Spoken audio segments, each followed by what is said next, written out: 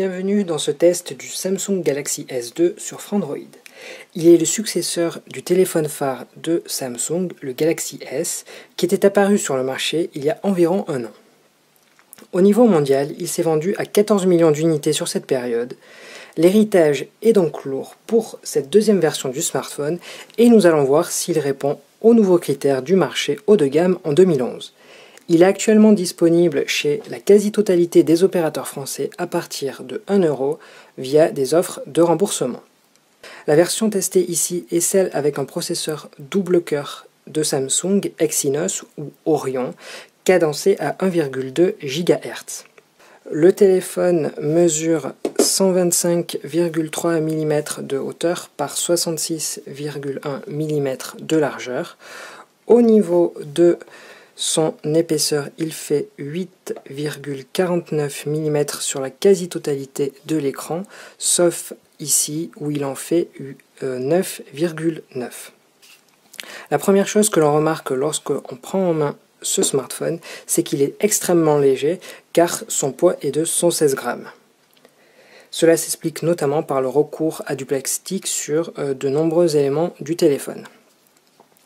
Donc ici sur l'avant, on remarque une petite touche chromée sur le bord de l'écran qui donc se prolonge ici, et là nous avons une tranche noire. Sur cette face avant, il y a donc un écran de 4,3 pouces de type Super AMOLED+. Sa résolution est de 800 par 480 pixels, c'est-à-dire WVGA. À titre de comparaison, son prédécesseur ne faisait que 4 pouces avec la même résolution d'écran, mais grâce à la technologie Super AMOLED+, le rendu est similaire, c'est-à-dire que si on s'approche de l'écran, la densité de pixels est suffisamment importante pour ne pas les distinguer un par un.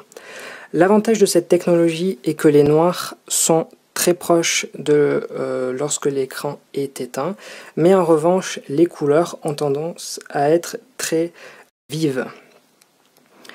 Il a une luminosité de 500 nits, ce qui va être totalement correct en intérieur, où il sera possible de mettre la luminosité au minimum. En revanche, dès qu'on ira en extérieur, ce sera plus difficile. Et donc il faudra mettre la luminosité au maximum. Cet effet est accentué car l'écran est brillant. Cet écran, il est de type Gorilla Glass, mais contrairement au HTC Sensation, vous pouvez voir qu'il n'y a pas tellement d'espace entre ce bord et l'écran. Alors ça contribue à la finesse de l'appareil, mais si on le retourne, potentiellement il pourra se rayer plus facilement. Au niveau du multitouch, il reconnaît 10 points, donc là, je ne sais pas si vous arrivez à le distinguer. Au niveau du croisement des doigts, il n'y a pas de problème. Passons maintenant au capteur sur le dessus de l'appareil. Alors avec ici une caméra de 2 mégapixels qui servira essentiellement au chat vidéo parce que l'application caméra qui est fournie dans le téléphone ne permet pas de zoomer. Juste à côté, il y a les deux capteurs de proximité et de luminosité, et en revanche, ils sont plutôt lents, du moins pour ce qui est du capteur de luminosité, il est plutôt lent pour voir les changements. Donc là, ici, il est à 1000, donc là j'enlève mon doigt, je mets mon doigt, pardon, et il faut plusieurs secondes avant qu'il se rende compte, voilà, que la luminosité a baissé. Et si je le renlève, il faut à nouveau plusieurs secondes. Ici, il y a le haut-parleur, et sur le bas, il y a deux touches tactiles, donc menu et retour. C'est un peu dommage que la luminosité soit si faible, comparativement au blanc de l'écran qu'on voit juste au-dessus. Donc on aurait aimé un peu mieux, mais tant pis.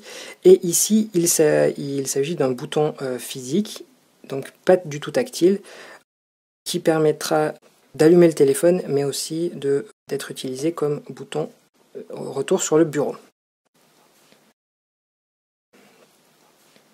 Passons maintenant aux différents côtés de l'appareil.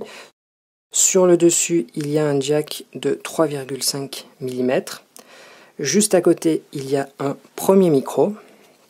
Sur le côté droit, il y a le bouton on-off uniquement. Sur le côté gauche, il y a une fente pour y insérer un tour de cou ou une lanière, et juste au-dessus un seul bouton qui, si on appuie en haut, augmente le volume, et si on appuie sur le bas, le baisse. Passons maintenant au bas du téléphone qui propose un deuxième micro, donc les deux serviront à supprimer le bruit ambiant lors des conversations téléphoniques. Juste à côté, c'est un micro USB 2.0 qui permettra à la fois de recharger le téléphone, mais aussi de transférer des fichiers avec un ordinateur. Sur l'arrière, il y a donc une face qui est en plastique et qui est anti-trace et anti-rayures. Donc son toucher est relativement compliqué à décrire, mais ça fait un peu nid d'abeille. Donc c'est relativement agréable au toucher. Sur cette face, on distingue une caméra de 8 mégapixels avec un flash LED et autofocus. Il prendra des vidéos en 1080p, mais n'offrira pas le zoom en 1080. En revanche, en 720p et inférieur, ce sera possible. C'est en tout cas le cas avec l'application qui est fournie par défaut. Sur le bas, il y a ici un haut-parleur, voilà, là où c'est légèrement bombé. Pour accéder à la face, à la batterie, il faut enlever la batterie par ici, le capot arrière par ici, voilà, comme ceci, et vous pouvez voir que c'est très fin, ça doit faire 1 ou 2 mm.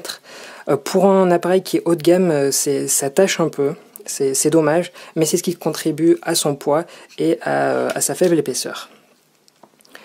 Ici, il y a un lecteur de carte SIM, ici un lecteur de carte micro SD jusqu'à 32 Go.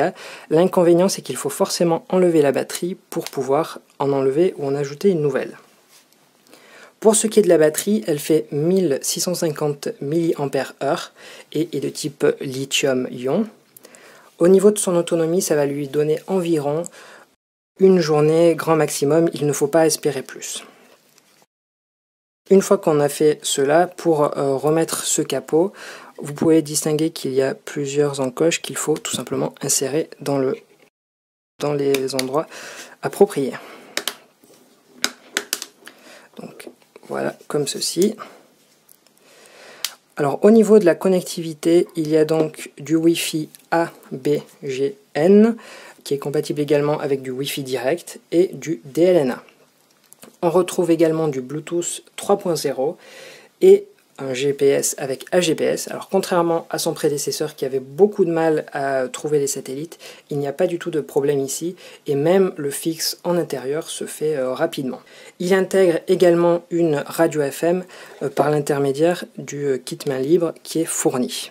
A noter que via le port micro USB et vu qu'il est compatible MHL, si on achète un convertisseur, il sera possible de connecter des clés USB par exemple via un connecteur USB host, ou il sera possible d'avoir un convertisseur qui donne du micro HDMI et donc pour mettre ce qu'il y a sur l'écran vers une télévision par exemple. Au niveau des accessoires, il y a donc un câble micro USB 2.0 qui est tout à fait classique. Il y a ensuite le chargeur, donc, qui est donc à nouveau du micro USB 2.0. Pour le kit main libre, c'est du classique chez Samsung, donc comme ceci. Hop. Voilà. Sachant que 4 mousses sont données en rechange. Voilà, il y a un seul bouton ici avec un micro. L'inconvénient est qu'il n'y a qu'un seul bouton alors qu'on aurait peut-être préféré un ou deux supplémentaires pour faire précédent suivant. Les fonctionnalités de ce bouton vont permettre, lorsqu'il y aura une musique, d'arrêter ou de reprendre la lecture.